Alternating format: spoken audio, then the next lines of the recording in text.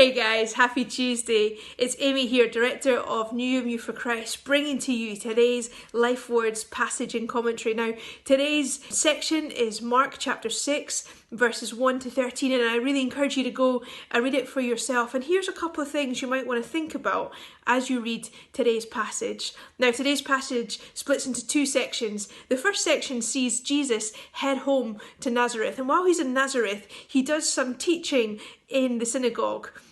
And people are amazed by the wisdom he has initially, but then people start to get a bit, suspicious and a bit critical because the crowd start to realise who this gifted teacher is.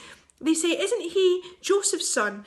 Isn't he the boy of the carpenter? Well, how did he get this wisdom then? Jesus goes from being someone the crowd are enjoying and being challenged by as they listen to really being on the end of their criticism, their judgment.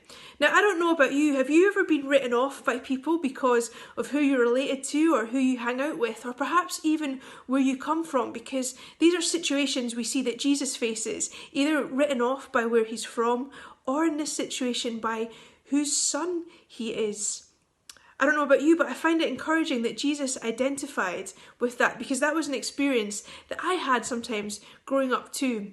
It's amazing how God can use us despite where we come from or who we're related to or what our connections might be. Jesus was a gifted preacher, but it was other people's reaction that stopped them, their judgment, being able to hear what it was that Jesus was saying.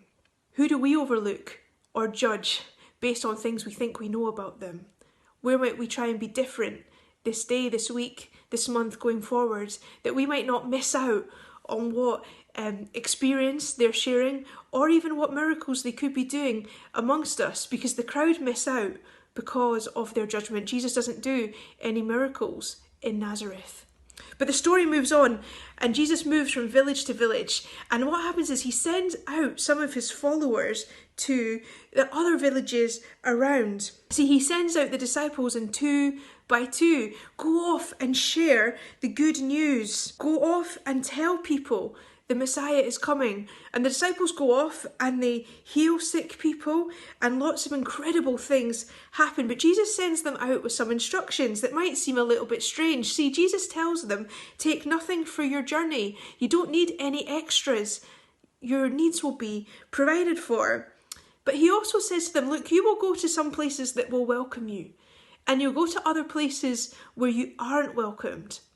Now, the good news we have as Christians stays the same, but as we saw a couple of weeks ago, different people respond to the good news of Jesus in different ways. Now, it can be hard not to be discouraged at times when people just reject our conversation straight off the bat, or people mock maybe what we have to say, but the Bible prepares us for that. It says sometimes people just aren't ready to listen, and that's okay.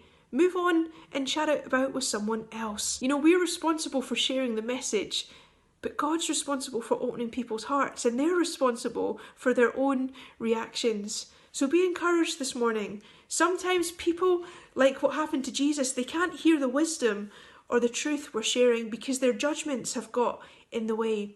But be encouraged. Jesus, as he sent out the disciples, sends us out with a mission and a purpose. Who do you want to share the good news of Jesus with today? And where do you need to trust that God will provide what you need? We don't need the latest things or the things the world or the adverts tell us. Instead, God gives us what we need. How can we trust in his provision today? Read the passage for yourself. See what jumps out to you. Any questions, drop them in the comments below. But we look forward to seeing you tomorrow for the next section of Life Words. Have a good day. See you soon.